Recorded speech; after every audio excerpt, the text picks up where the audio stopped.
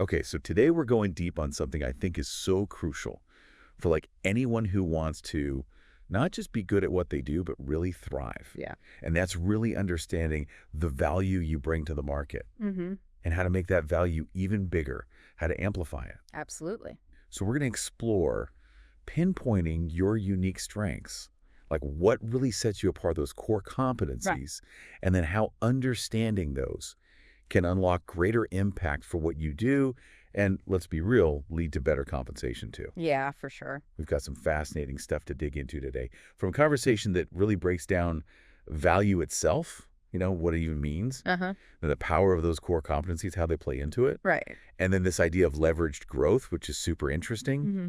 and then this compelling concept of the second core, which is all about the story behind your business. Yeah, the narrative is so important. Totally. And we'll also unpack this value modeling grid, which gives you a concrete way to look at your niche and where it sits in the market, like what's its inherent value. It's a really helpful visual. For sure. So our goal today is to give you a really solid way to think about your niche, the specific problems you're equipped to solve, and strategies to increase your value overall. Exactly.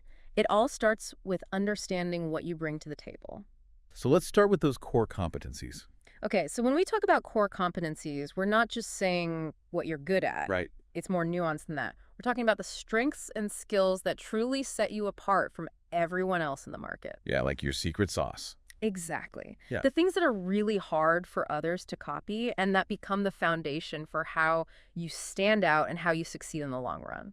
Right. It's not just being competent, it's having those exceptional abilities that are really distinctive to you. Exactly. And it's from those core competencies that you're able to deliver what we call standard value, right? Yeah. Like that's the baseline level of benefits and functions that your product or service offers, Yeah. just the basic stuff that customers expect just to be in the game. Yeah, it's what makes you functional and relevant. Exactly. But then your core competencies, those are what let you go above and beyond standard value Absolutely. to create something much more powerful, which is what we call leveraged value. Yeah. This is where we get into the quantitative stuff, exponential growth. Okay. It's about taking those core strengths and figuring out how to scale their impact, like really multiply it in the market. I like that. What strategies can you use to reach a much bigger audience or just create greater efficiencies based on what you're already amazing at? So it's not just doing more of the same. It's about doing it smarter. Exactly. And this leads us to something super interesting, the second core. Yeah. So it's not about the actual skills themselves this time. It's about the qualitative side. Mm-hmm. It's the story, the narrative that's woven into how you deliver on those core competencies. It's like that special something that makes you you. Totally. It's the flavor, the signature approach that sets you apart from everyone else, even if they have similar skills. Yeah, everyone can report the facts, but what makes a story truly captivating is the unique angle, the voice. I love that analogy. We need to uncover that distinctive voice that's already within your core strengths. And that second core Yeah, is what really shows how powerful narrative can be in business. for sure. It's not just about being technically proficient with those core skills. Right. It's about the compelling story you tell, about how you apply them, the results you get, the way you connect with your audience. Exactly. And that story can be a huge differentiator, even if others have similar core skills. Absolutely. Okay, so understanding our core competencies and then the story we weave around them is key. Mm-hmm. But how does that help us understand where we stand in the market as a whole? Yeah. And more importantly, how to boost our value? That's where the value modeling grid comes in. Okay. It's basically a visual tool to help you grasp your current position in the market based on two main things. Okay. The kind of solution you offer and how complex the problems are that you solve. So I'm picturing a graph in my head with an x-axis and a y-axis. Exactly. So let's start with that x-axis. We're calling it the solution approach. And it goes from scalable on one side to high value on the other. Right. Can you break down what those extremes actually look like in the real world? So a scalable solution is all about broad reach. Okay. It's often standardized, easy to replicate, and it tends to be pretty price sensitive because it's available to so many people. Right. Think of something like a mass-produced consumer product. The value comes from how accessible and affordable it is for a huge market. So like bulk toilet paper. Exactly. Okay, so the focus is on volume and being efficient to make the numbers work. Yep. And then on the flip side, what about those high-value solutions? High-value solutions are more exclusive, usually customized, and they come with a higher price tag. Makes sense. They're not meant for everyone. Think of something like a bespoke service or a very specialized product. Okay. The value there is in the personalization, the expertise, and the specific results it delivers for a select group of clients. Right, it's about depth and targeted impact rather than mass appeal. Okay, so that's our x-axis solution approach, scalable to high value. Mm-hmm. Now let's move to the y-axis, which is all about problem complexity, from simple to complex. Right. What makes those different? A simple problem is something that's widely understood and pretty easy to address. Okay. Solutions for those kinds of problems are usually readily available, and the pay for solving them is often lower because there's so many options out there. Right, like tons of competition. Exactly. Think basic administrative tasks or common consumer services. So maybe high demand, but not necessarily high reward. Yeah, that's the trade-off. Okay, and what about complex problems then? Complex problems need specialized knowledge, deep analysis, and often very tailored solutions. Okay. Because of the level of expertise and strategic thinking involved, solving those problems usually comes with higher compensation. Makes sense. Think of really intricate business challenges that need expert consultants or very specific technical issues. Okay, so we've got our two-axis solution approach, scalable to high value on the x-axis, and problem complexity, simple to complex on the axis. Yep. And this gives us 4 different quadrants. It does. So let's start in the lower left-hand corner. Yeah. Simple, scalable, mass market solutions. Okay. What does that space look like? This is where you're tackling those widespread, pretty straightforward problems with solutions that are meant for a lot of people and at a low cost. Okay. The key drivers here are volume and running things really efficiently. So like that bulk toilet paper. Yeah, or think of like a really basic, widely available app. Right. That solves a small problem for a ton of people, maybe with ads as the revenue model. Yeah. Okay, that makes sense. Now, if you find yourself mainly working in this quadrant, it's crucial to ask yourself, Okay. does all this volume and efficiency really give you the return on investment and, more importantly, the return on your time that you want for your specific needs? Right, because you could be working really hard but not seeing the rewards. Exactly. Are you comfortable with the constant pressure on pricing and the need to always be scaling up? Good questions to think about. Yeah. Okay, let's move up to the upper left. Simple, high-value niche premium service. What's going on there?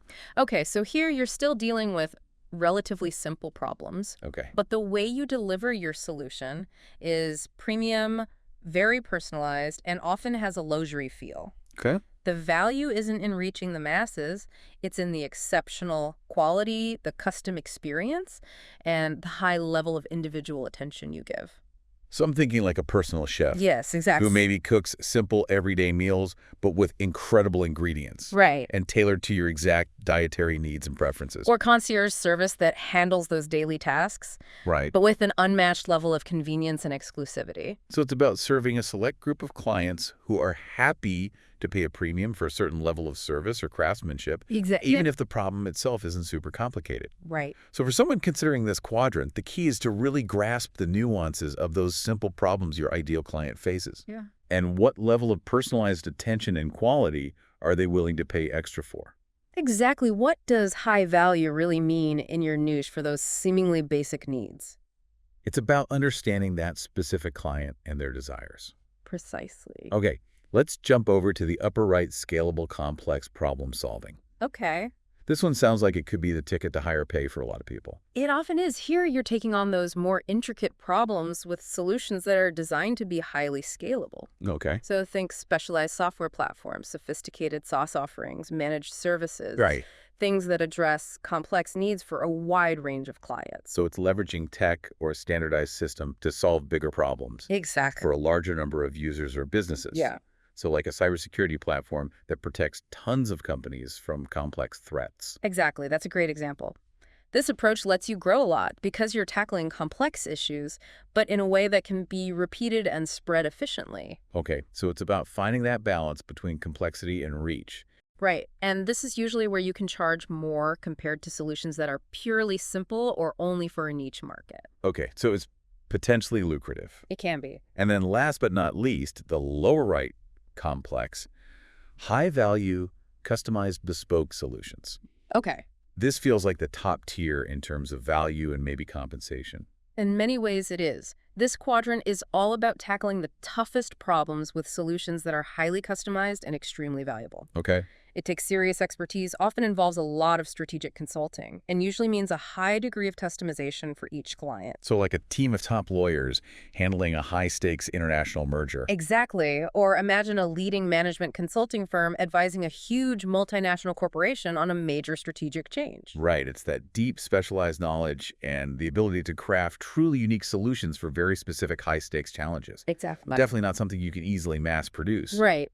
But the value it brings is enormous. It is. And the key thing to understand here is that this grid isn't about judging where you should be. Okay. It's about understanding where you are right now. Right. And then making deliberate choices if you want to move to a different quadrant. Okay. That aligns better with your financial goals and the kind of problems you're most passionate about solving within your niche. So it's a tool for self-assessment and strategic planning. Exactly. If you're feeling stuck or underpaid in a more scalable lower left quadrant, it could be a sign that you need to find more complex issues within your niche that you have the core competencies to solve and potentially charge more for. You can almost map out your current offerings on this grid and then start thinking strategically about how you could evolve them. I like that. Maybe you start by adding a more personalized element to a simple, scalable solution to move toward that upper left quadrant. Okay. Or maybe you figure out a way to package some of your expertise in complex problem solving to move toward the upper right, where things are more scalable. Right. So it's not about being in the best quadrant. It's about being in the quadrant that best supports your goals. Exactly. And uses your core competencies most effectively. And to illustrate this, let's think about Alex the baker. Okay. They started out with simple, scalable pastries at a local market classic, Quadrant 1. Right. But their real core competency was in the artistry and flavor of their baking. So to leverage that, they moved to custom wedding cakes. Okay. Simple problem needing a cake, Right. but high-value personalized execution, Quadrant 2. Okay. Then they saw a need for more sophisticated dessert experiences. So they started catering corporate events, Okay. handling bigger scale and more complex logistics while still delivering that premium quality. So they moved into quadrant 3. Exactly. And eventually, Alex's deep expertise led them to become a consultant for high-end restaurants, creating bespoke dessert menus, Wow. tackling complex culinary challenges with highly customized solutions. So they ended up in quadrant 4. Exactly. They strategically evolved their offerings and moved across the grid as their expertise grew. That's a great example. And we saw something similar with Jamie, the IT consultant. Yeah. They went from basic tech support to specialized consulting, then into cybersecurity solutions, and finally offering highly customized IT infrastructure for big corporations. So they followed a similar path. Yeah, and these examples show that it's totally possible to intentionally grow your offerings and move across that grid as you become more expert and as you spot opportunities to solve more complex, higher value problems in your field. Okay, so for you listening, the big takeaway here is that this value modeling grid gives you a structured way to analyze your current position in the market. Right. It pushes you to really think about how complex the problems are that you're tackling, how scalable your solutions are, and how those two things work together to determine the value you're offering right now. Exactly. And once you understand where you sit on this grid, you can start making smart strategic decisions about how to change your offerings so they align better with your goals for how much you want to earn Right. and the type of work you find most engaging and impactful. So it's about moving beyond just reacting to what the market wants, and instead taking control and shaping your value proposition. Exactly. It's about being more intentional with how you build your business and maximize your earning potential by focusing on where your core competencies can solve the biggest problems in the most valuable ways. And that brings us to a final thought for you to consider. Okay. Think about the most pressing challenges in your niche right now. Are you using your core competencies to address the most complex and impactful of those problems? Good question. What strategic moves could you start exploring to shift towards solving those higher value challenges? Yeah, what would it take? And what's the unique story, your second core, that you can weave around your ability to handle those complex issues? Right. That's what will set you apart and help you earn what you deserve. Okay, so that's the challenge for everyone listening today. It is. Where do you sit on the value modeling grid? And how can you use your core competencies to move towards those higher value problems? Thanks for joining us for this deep dive. Yeah, thanks for having me. We'll see you next time. See you later.